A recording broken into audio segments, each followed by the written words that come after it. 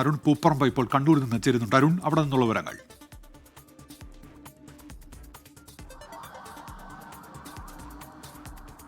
ഉന്മേഷ്, ഹർത്താലിന് സമാനമായിട്ടുള്ള സാഹചര്യമായിരുന്നു കണ്ണൂരിൽ ഉണ്ടായിരുന്നത്. അത് നഗരപ്രദേശങ്ങളിലും അതോടൊപ്പം തന്നെ ഗ്രാമപ്രദേശങ്ങൾ, മലയോര മേഖലയിലെല്ലാം ഇത്തരത്തിൽ പൊതുപണിമുടക്ക് ജനജീവിതത്തെ ദുസ്സഹമാക്കി അല്ലെങ്കിൽ കാര്യമായി തന്നെ ബാധിച്ചിട്ടുണ്ട്. പ്രധാനമായും ഈ യാത്രക്കാരെയാണ് ബാധിച്ചത്.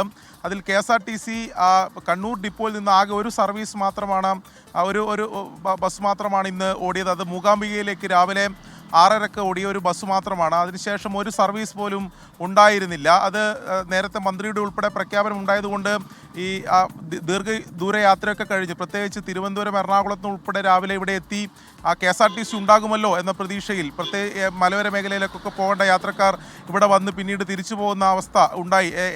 KSRTC കിട്ടാതെ വലയുന്ന അവസ്ഥയുണ്ടായി. പിന്നീട് അവരെ നാട്ടിൽ നിന്നൊക്കെയാണ് വാഹനങ്ങളുമായി വന്ന് കൂട്ടിക്കൊണ്ടുപോകേണ്ട സാഹചര്യം ഉണ്ടായത്. എന്തായാലും ആ രീതിയിൽ യാത്രക്കാരെയാണ് പ്രധാനമായും ബാധിച്ചത്. അതോടൊപ്പം വിവിധയിടങ്ങളിൽ സമരാനുകൂലികൾ ഈ വാഹനങ്ങൾ തടയുന്ന കാഴ്ചയും നമ്മൾ കണ്ടു. കണ്ണൂർ നഗരത്തിൽ തന്നെ ചില കാഴ്ചകൾ ഉണ്ടായിരുന്നു. പ്രത്യേകിച്ച് റെയിൽവേ സ്റ്റേഷൻ പരിസരത്തും കാൾടെക്സ് ജംഗ്ഷനിലുമാണ് വിവിധ ട്രേഡ് യൂണിയനുകളുടെ ഭാഗമായി അവർ വാഹനങ്ങൾ തടഞ്ഞത്. അതിനിടെ ചില ഈ യാത്രക്കാരും അതോടൊപ്പം ഈ വാഹനത്തിന് ഡ്രൈവർമാരും ഈ സമരാനുകൂലികളും തമ്മിൽ വാക്കേറ്റം ഉണ്ടാകുന്ന സാഹചര്യം ഉൾപ്പെടെ ഉണ്ടായിട്ടുണ്ട്. പലയിടങ്ങളിലെ ചില അനിഷ്ട സംഭവങ്ങളും ഉണ്ടായിട്ടുണ്ട്. പ്രത്യേകിച്ച് ശ്രീകണ്ഠാപുരം നെടുങ്ങോം സ്കൂളിലാണ്. അവിടെ സ്കൂളിൽ ജോലിക്കെത്തിയിട്ടുള്ള അധ്യാപകരുടെ വാഹനങ്ങളുടെ ടയറിൻ്റെ കാറ്റ് ഊരിവിടുന്ന സാഹചര്യമുണ്ടായി. 7 അധ്യാപകരുടെ വാഹനങ്ങളുടെ കാറ്റാണ് ഊരിവിട്ടത്. അത് പിന്നീട് അവിടെ ഒരു തർക്കത്തിനും പിന്നീട് പോലീസ് വന്നതിന് ശേഷമാണ് ആ പ്രശ്നങ്ങളൊക്കെ പരിഹരിക്കുകയൊക്കെ ചെയ്തത്. അതോടൊപ്പം തന്നെ ഈ തോട്ടട ഗവൺമെൻറ് ITIയിലും സമാനമായിട്ടുള്ള പ്രശ്നമുണ്ടായി.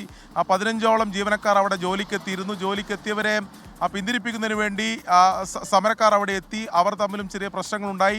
അതിനിടയിൽ ഈ ജോലിക്കെത്തിയവരെ സമരക്കാർ ഭീഷണിപ്പെടുത്തിയെന്ന പരാതിയും ഒക്കെ ഉയർന്നു വരികയും ചെയ്തിരുന്നു. അങ്ങനെ പലയിടങ്ങളിലായി ചില അനിഷ്ട സംഭവങ്ങളൊക്കെ റിപ്പോർട്ട് ചെയ്തിരുന്നു. എന്തായാലും ഞാൻ ആദ്യം സൂചിപ്പിച്ച പോലെ ഹർത്താലിന് സമാനമായി പൊതുവെ കണ്ണൂരിലെ പൊതുപണിമുടക്ക് ഉണ്ടാകുന്ന ഘട്ടങ്ങളിലൊക്കെ അങ്ങനെ തന്നെയാണ് ഉണ്ടാവാറ്. അത് ഈ തവണയും ആവർത്തിച്ചു. യാത്രക്കാരുൾപ്പെടെ ജനങ്ങൾ പല രീതിയിൽ ബുദ്ധിമുട്ട് നേരിടുകയും ചെയ്തു.